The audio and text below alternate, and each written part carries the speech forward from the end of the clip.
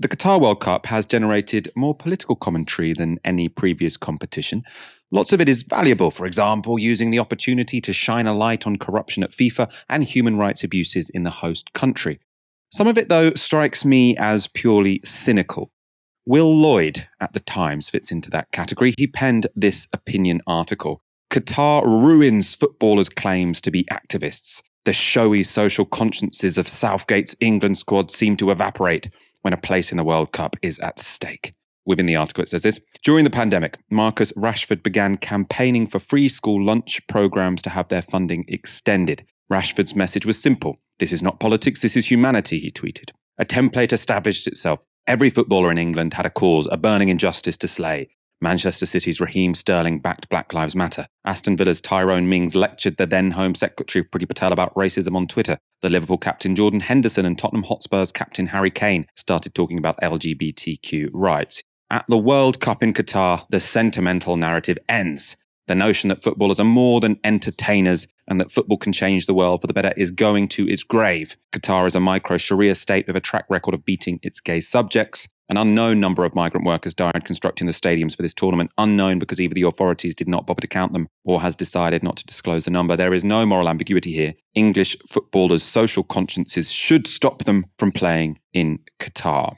Now, I have a number of thoughts about this article. So for one, I mean, the criticism he's making of Qatar are completely legitimate. The way they treat migrant workers, disgusting. The way they treat gay people, despicable. What I can't stand about this is that footballers, I think one of the reasons why footballers are very sort of an interesting group of people in this country is because they're one of the few sectors of public life where working class people and people from ethnic minorities are completely dominant. You know, very few others. Journalism particularly so.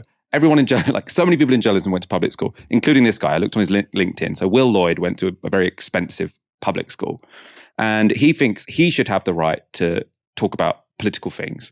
But footballers, they should be mere entertainers. And because they have gone to Qatar, this is one of the biggest opportunities in their life, because they've taken up one of the biggest opportunities in their life to go to this World Cup. They now cannot talk about Black Lives Matter. They now cannot talk about free school meals. This is it. This is over for them. They've been disqualified as legitimate people to have political opinions. This guy is writing for the Murdoch press. So this just to me seems like political discourse should remain the preserve of posh people who are journalists and people who are MPs.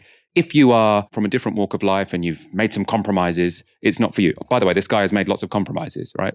Murdoch is probably more responsible than anyone else for the climate catastrophe we face because he has mainstreamed the craziest elements of the American Republican Party, right? Always been on the side of the oil barons. Terrible record when it comes to promoting policies which are disastrous for human rights. But he thinks he still gets to give political opinions, and Marcus Rashford, because he went to the World Cup, one of the biggest opportunities of his career, no longer, he can't talk about free school meals anymore. And this is just something that the right always do. You always hear it with Piers Morgan, Julia Hartley-Brewer. It's this attempt to constantly say, you cannot have a political opinion unless you are pure and perfect, but never applying that to themselves. They've always tried to silence, in particular, Black athletes from expressing political opinions by saying, well, either you're not informed enough, or look, you earn loads of money, or look, you're in this country. So, when there was the famous image of the two Black athletes with their fists held up in a Black Power salute at the Mexico Olympics, it was like, oh, ho, ho, ho, you complain about the treatment of Black people at home, but you're in Mexico, which is, effectively a one-party authoritarian state. Same with Lewis Hamilton. I mean, Formula One, the Grand Prix calendar is truly like a kind of horrible authoritarian despot's Club Med. It's Abu Dhabi, it's Riyadh, it's Jeddah, it's Baku.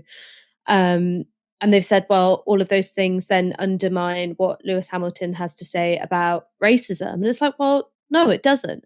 Maybe what that points to is that we have conversations about racism and poverty which are too contained to the UK. And maybe we don't think about it in terms of how those things interact with a global system of capitalism, white supremacy, or of, the exploitation of people of color the worldwide, fine. But I don't feel that that's the point that this gentleman is making. He's saying, well, because you've done this, we don't have to listen to you on racism.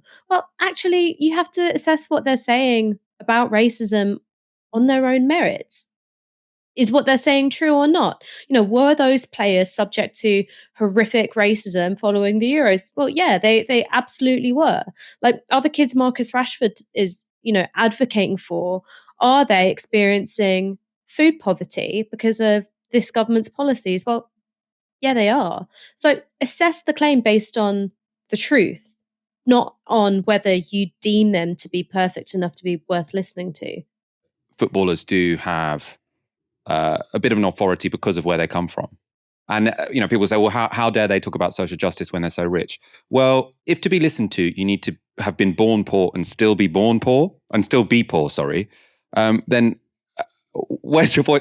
There's a reason the people from working class and ethnic minority backgrounds we hear from are the rich ones. There's a reason, because the media only listens to the rich ones, right? You have to have been incredibly successful in a very competitive field to have a voice in public life if you are from a working class background or black and brown, right? So it's no coincidence that the people we hear from are incredibly successful and therefore incredibly wealthy in their field. So if you are a sort of posh Times journalist and you're saying you can only speak to these issues if you're still poor, well, then you're essentially saying, I'm not going to listen to anyone, because how are they going to get a platform in the mainstream press? I just find it very, very frustrating. I do think there's something genuinely valuable about footballers in this country having political sway, because yes, I don't, idolize them. But as I say, there are so few industries where completely dominant are people from working class backgrounds and people from ethnic minority backgrounds. There's a reason people like this want to say, don't listen to footballers, because it's challenging to them to have this group of people with power and influence who aren't like them, who they've managed to very successfully silence and